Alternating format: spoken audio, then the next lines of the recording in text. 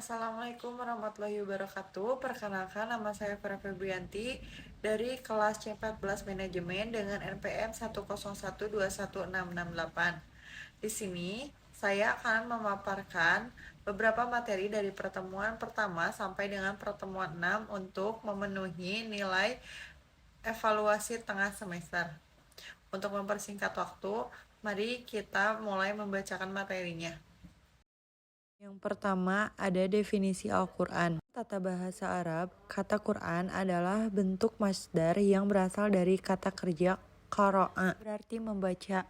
Hal ini menyeratkan bahwa penggunaan kata Quran dalam bahasa Arab tidak bertentangan dengan aturan tata bahasa. Penting untuk diingat bahwa Al-Quran digunakan dengan kata-kata yang berbeda dan dalam konteks yang berbeda. Sebagai contoh, kita dapat merujuk kepada Quran surat Al-Qiyamah ayat 17 sampai dengan 18 yang berbunyi, "Sesungguhnya atas tanggungan kamilah mengumpulkannya di dadamu dan membuatmu pandai membacanya. Apabila kamu telah selesai membacanya, maka ikutilah bacaannya itu." Menegaskan pentingnya membaca Al-Quran dan mengikuti bacaannya sesuai dengan panduan yang telah ditentukan. Al-Quran diturunkan dalam waktu 22 tahun 2 bulan 22 hari, yaitu mulai dari malam 17 Ramadan tahun 41 dari kelahiran Nabi sampai 9 Zulhijjah, Haji Wada tahun 63 dari kelahiran Nabi atau tahun 10 Hijriah. Permulaan turunnya Al-Quran ketika Nabi SAW bertahanus atau beribadah di Gua Hiro.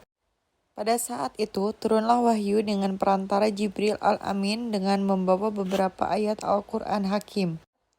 Surat yang pertama kali turun adalah surat Al-Alaq ayat 1-5. Sebelum wahyu diturunkan, telah turun sebagian irhas atau tanda dan dalil, sebagaimana hadis yang diriwayatkan Imam Bukhari dengan sanad dari Aisyah yang menunjukkan akan datangnya wahyu dan bukti nubuwah bagi Rasul Shallallahu Alaihi Wasallam yang mulia. Di antara tanda-tanda tersebut adalah mimpi yang benar di kala beliau tidur dan kecintaan beliau untuk menyendiri dan berkhawat di Gua Hiro untuk beribadah kepada Tuhannya. Di sini ada nama-nama Al-Quran. Yang pertama Al-Furqan, yang artinya ialah pembeda yang benar dan yang salah. Al-Quran memberikan petunjuk kepada kita bagaimana membedakan hal-hal yang baik dan buruk, yang haram dan yang halal, yang benar dan yang salah. Yang kedua ada Al-Zik, artinya adalah pemberi peringatan. Al-Quran memperingatkan manusia tatkala lengah, mengingatkan kita dari jalan yang salah dan menunjukkan kepada jalan yang benar. Yang ketiga ada Mau'izihah dan Syifa, artinya adalah nasihat dan obat. Al-Quran menjadi penasihat kita semua untuk konsisten melaksanakan kebaikan. Manusia mempunyai tabiat yang mudah lupa dan sulit untuk istiqomah, sehingga membutuhkan nasihat Al-Quran. Yang keempat ada Bushro, artinya adalah kabar gembira. Al-Quran meneguhkan orang-orang yang beriman untuk menetapi jalan kebenaran. Itulah jalan Allah yang rahmatnya meliputi semesta.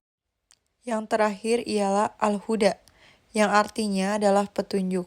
Sebagai kitab suci yang selalu terjaga keautentikannya, Al-Quran merupakan kalam Allah yang menjadi sebaik-baiknya petunjuk. Selanjutnya, ada konsekuensi iman kepada Al-Quran. Yang pertama, akrab dengan Al-Quran, di mana seseorang dikatakan akrab dengan Al-Quran apabila ia melakukan interaksi yang intens dengannya, yaitu Al-Quran. Hal itu dilakukan dengan cara mempelajari dan mengajarkan kepada orang lain. Yang kedua, mendidik diri dengannya. Al-Quran memuat nilai-nilai dan ajaran yang ideal, sementara manusia dan kehidupan di sekitarnya terkadang jauh dari nilai-nilai Al-Quran. Dalam kondisi ini, ia berusaha untuk mendidik diri supaya sifat-sifat dan karakternya sesuai dengan Al-Quran. Bila berhasil, ia akan menjadi orang yang berkepribadian khas karena Al-Quran, dengan sibghah mewarnai seluruh dirinya secara utuh. Lalu yang ketiga, tunduk menerima hukum-hukumnya. Al-Quran sebagai hukum dan perundang-undangan tidak cukup dibaca dan dikaji. Al-Quran harus dipatuhi dengan segala ketundukan dan lapang dada, karena hukum-hukum yang ada di dalamnya dibuat oleh Allah Subhanahu wa Ta'ala yang Maha Mengetahui lagi Maha Bijaksana. Penolakan dan pembangkangan terhadap Al-Quran merupakan kebodohan yang hanya akan menyebabkan kerusakan dan kehancuran. 4. Mengajak atau menyeru orang kepadanya.